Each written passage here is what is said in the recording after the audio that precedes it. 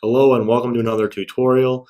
This is the follow-up to my last video regarding how to make a campaign. This is going to be your campaigns menu, and to access this menu you can go up here to campaigns and all emails. For anybody familiar with how Mailingboss was before, this used to say email regular.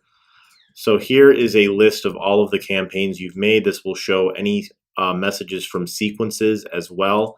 And this is where you're going to go in and edit them or view the preliminary info for them. So here is the info all in this window here for specific campaigns. Name, if it's attached to a sequence, its status. Note that if it has sent 100% like an email regular, it would say sent 100%. But if it was an email autoresponder, it would just say sending, sending, sending if it is successful. And this one's a draft because I have not completed it. Also, if you want to see here, this is the overview. If I want to pause this, and if I pause this, it will let me edit it further. If I want to duplicate or copy this, and then transfer this specific campaign to a different Mailingboss account. And if I click the overview options here, this is the overview. It'll show emails that have sent. This is all, again, all of the info.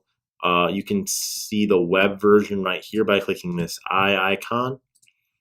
And then also you can see the open rate, the click rate, the bounce rate, and the unsubscribe rate, meaning people who unsubscribed following this campaign.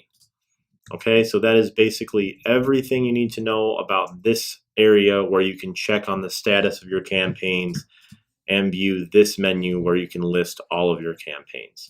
Please stay tuned for the next video where I will go over how to use our creation wizard for the template.